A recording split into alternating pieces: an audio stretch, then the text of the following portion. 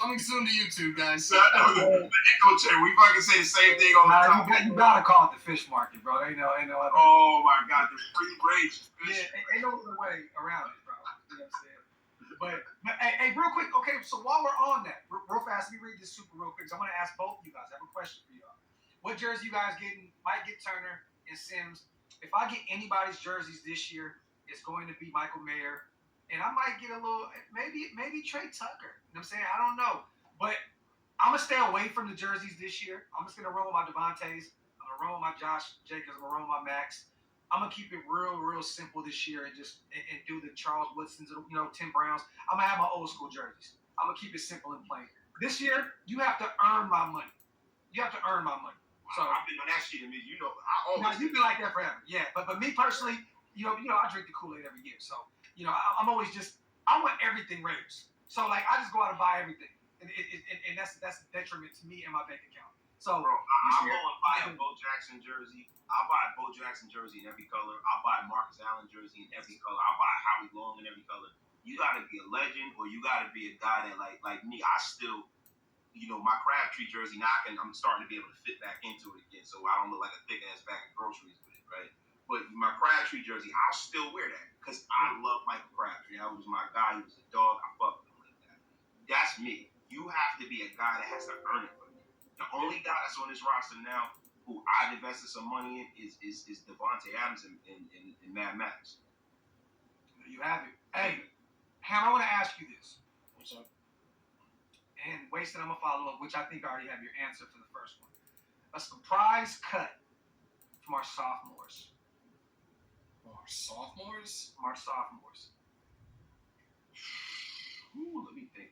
I think Neil Farrell's the only answer. Yeah. I was going to say, Matthew Butler's not a surprise. That's it. Matthew Butler's not a surprise. But you know what's crazy? Like, you're right. Butler's not a surprise, but, like, those would be two guys right now that I think if they were going to cut anybody from last year's draft class, it would be one of the two. Yeah, it has to be one of them. Maybe even Britton because, it apparently had an injury, and I haven't really heard too much about Britton. That wouldn't be a surprise. 7th rounder. Yeah. To me, it's Neil Farrell. It has to be Neil Farrell. Yeah, Neil Farrell. I'm talking about a shock would be Thayer Mumford. That's a shock. Yes. That's a surprise. No, I would lose my shit if that. I'd be pissed. But look, man, to be real with you, Britton Brown, and see, this is the mistake that sometimes we make as content creators. We do so much work on these guys. We look at them and we look at all. Hey, Kingtown, watch your dirty mouth, you whore. Yo, we watch all. You never talk about Sincere McCormick. No, we forgot grabbing Sincere McCormick's agent. You slut. Watch your dirty mouth, you whore. Yeah, but the thing is that we do so much work on these guys that we say like, yo, this guy's, because we're projecting them, but we're not the one making the decision, right? So we're saying that, yo, I see the talent, but they might not be able to use those talents in the framework of what they're doing here with the Raiders, right? So a lot of times, like with Britton Brown, we might be making more of him than what he actually is. Okay, we might be.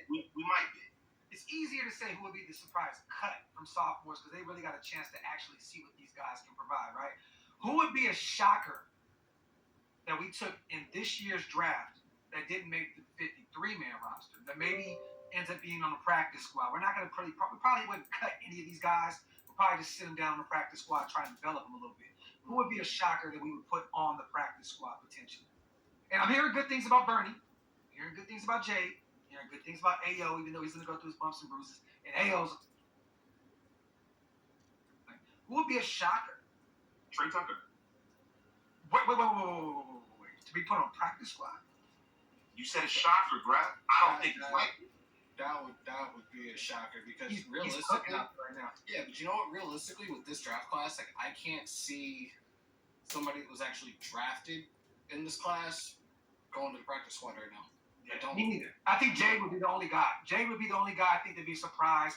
Put him on a practice squad, develop him a little bit more, and because at this point, if you do sit Jay on a practice squad, you're looking at Matthew Butler and Neil Farrell as you guys better go out there and perform this year. You know what I mean? Cena, Drake Thomas was a UDFA, bro. Yes. So that's kind of like, but But I would be surprised if he didn't make the roster. I'd be surprised if McLean Kirk didn't make Yeah, the roster. like you know how high I've been on Drake Thomas. Like I do think he can make this roster, and if he does make this roster, that might be a jersey I get this year. Mayer's definitely like we're gonna have him for 4 years, so why the hell not? But I haven't bought a jersey since I got the custom one.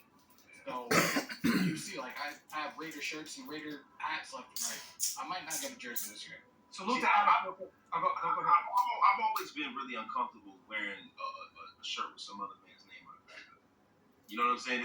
You know, Jim Rome used to say that shit. Like Jim Rome would say that religiously. The older I get, the more arrogant I get when it comes to stuff like that. You know what I'm saying? Like when I was younger, I didn't care because that was the thing. That the older I get, bro, I get super arrogant about that. Like, I think that's pretty much why I've just kept to the custom jersey and that's it. Let me get these supers in real quick, y'all. Shout out to Alex. Good Sunday, fellas. Appreciate everything you guys do with the Raiders content. Very excited to see what our Raiders squad looks like this year. Shout out to our dog, Alex.